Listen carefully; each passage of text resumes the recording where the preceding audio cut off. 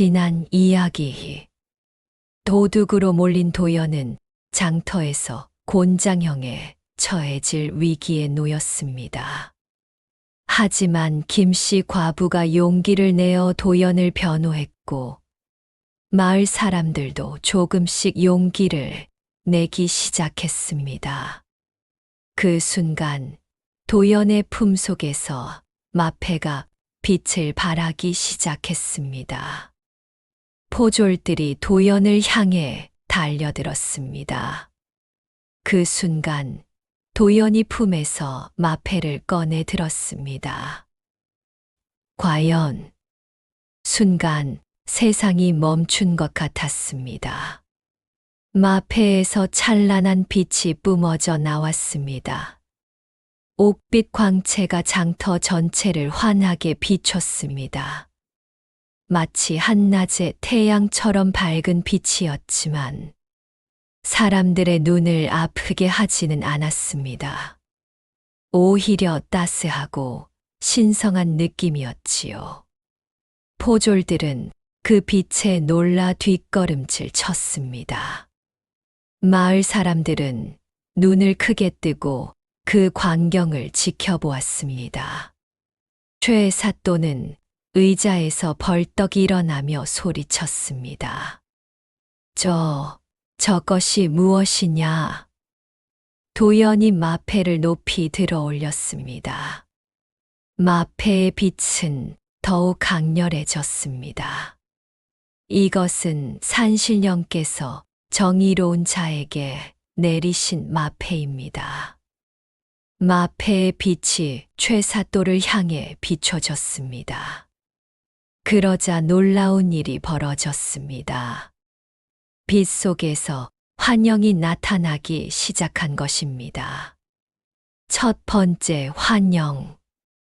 밤이 깊은 관아의 뒷방에서 최 사또가 장부를 보며 웃고 있는 모습이 보였습니다. 장부에는 백성들에게서 3번씩 거둔 세금이 빼곡히 적혀 있었고 그 옆에는 쌓인 은자와 금덩이가 가득했습니다.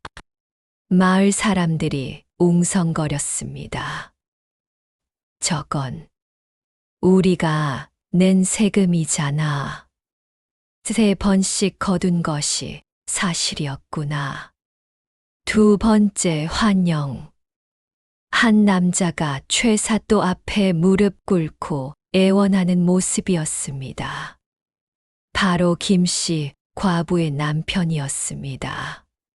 사또 나리, 백성들이 너무 고통받고 있습니다. 제발 세금을 줄여주십시오. 하지만 최 사또는 비웃으며 포졸들에게 명령했습니다. 저 불순한 자를 옥에 가두라.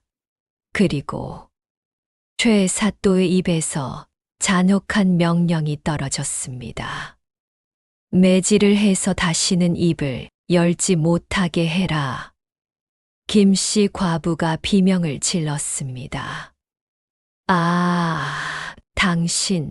당신. 그녀는 땅에 주저앉아 통곡했습니다. 남편의 억울한 죽음이 모든 사람 앞에 드러난 것입니다. 3번째 환영. 노인의 토지 문서를 빼앗는 장면, 과부의 딸을 강제로 끌고 가는 장면, 창고에 재물을 쌓아두고 비웃는 장면. 최 사또가 저지른 온갖 악행들이 마패의 빛 속에서 하나하나 드러났습니다. 마을 사람들은 충격에 빠졌습니다. 어떤 이는 분노로 주먹을 쥐었고 어떤 이는 슬픔에 눈물을 흘렸습니다. 저 악당이 우리를 그렇게 괴롭혔구나. 김씨의 남편을 죽인 것도 사또였어. 최 사또는 창백한 얼굴로 뒷걸음질 쳤습니다. 거짓이다. 저것은 요술이다. 하지만 도연이 마패를 최 사또를 향해 돌리자 마패가 더욱 강렬하게 빛났습니다.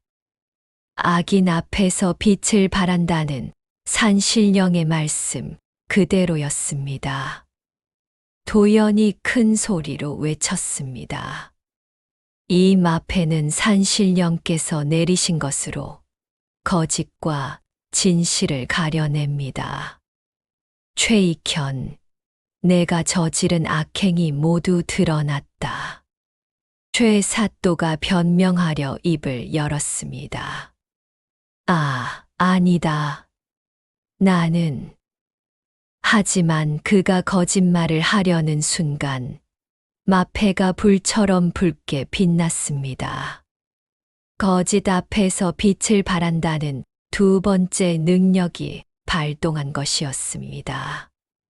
최사또는 더 이상 말을 잇지 못했습니다. 도연이 다시 외쳤습니다. 백성 여러분, 제가 누구인지 이제 밝히겠습니다. 도연은 마패를 높이 들어 올렸습니다. 나는 임금님께서 보내신 암행어사 이도연이다. 장터가 술렁였습니다. 암행어사라고? 그럼 저 마패는 진짜 어사출두다. 도연이 위험 있는 목소리로 선포했습니다. 청송고을 사또 최익현.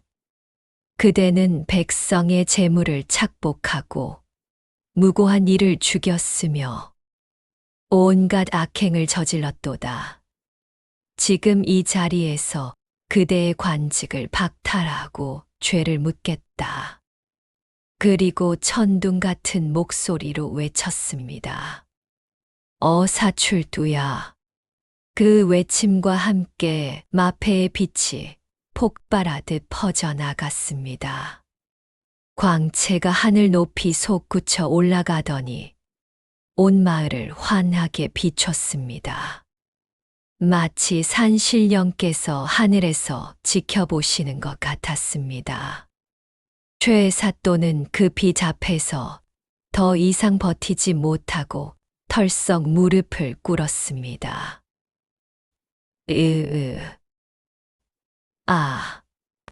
그의 얼굴은 흙빛으로 변했고 온몸이 부들부들 떨렸습니다. 포졸들도 하나둘 무기를 던지고 무릎을 꿇었습니다.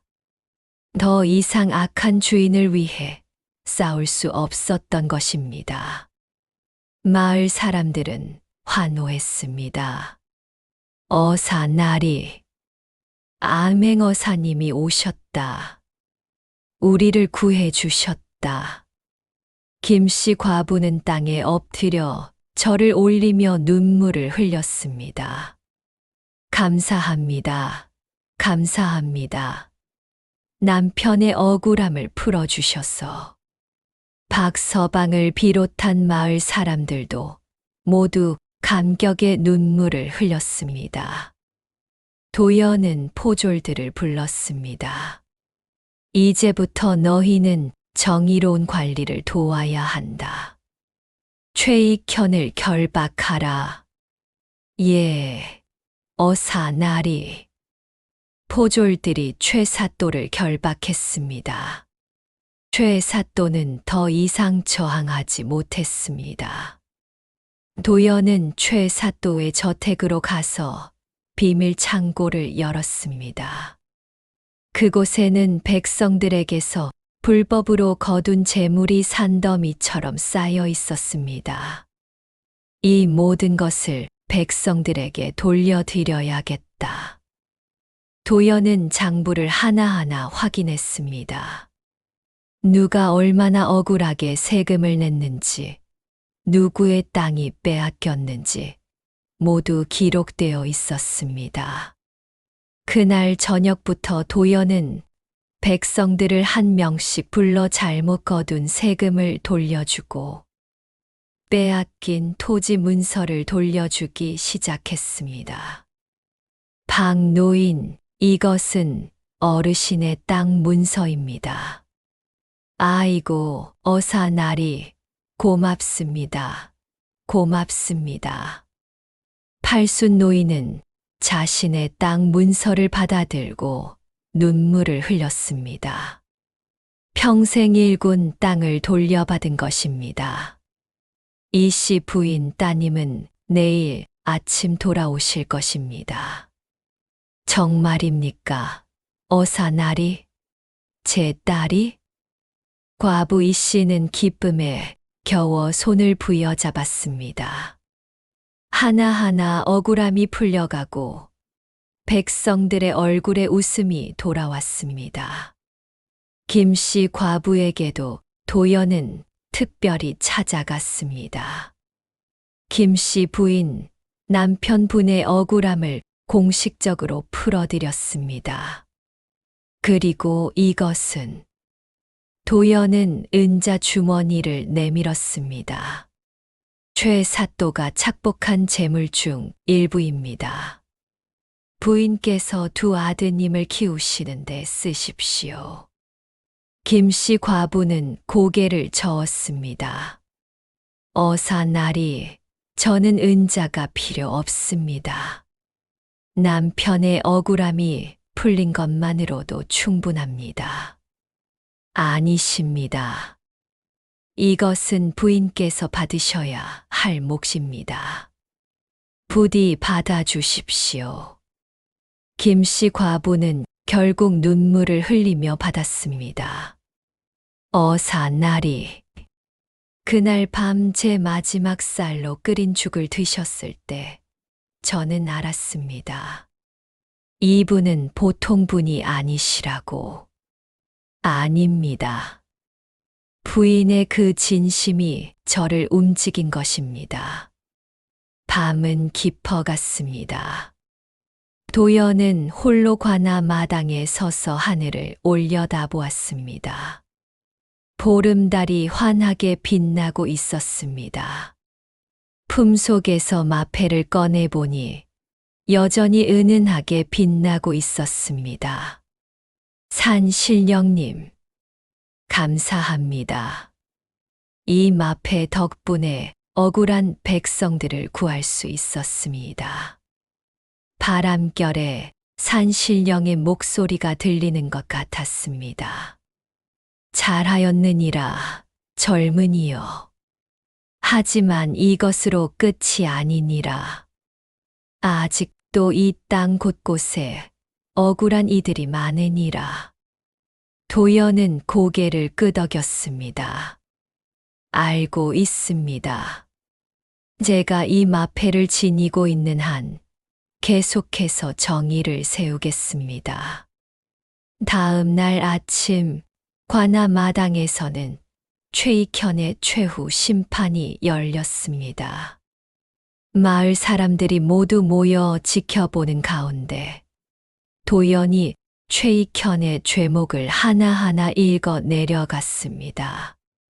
세금 착복, 백성 재산 강탈, 무고한, 이살해, 권력 남용. 죄목은 끝이 없었습니다. 이에 최익현을 관직에서 파면하고 모든 재산을 몰수하며 한양으로 압송하여 임금님의 엄중한 처벌을 받도록 한다. 마을 사람들이 환호했습니다. 만세, 어사 나리 만세. 정의가 승리했다. 최익현은 초라한 죄인의 모습으로 끌려갔습니다. 한때 권력을 휘두르던 그의 모습은 온데간데 없었지요. 여러분 보셨습니까? 악은 아무리 교활해도 결국 망하고 정의는 늦더라도 반드시 이루어진다는 것을. 하지만 이야기는 아직 끝나지 않았습니다.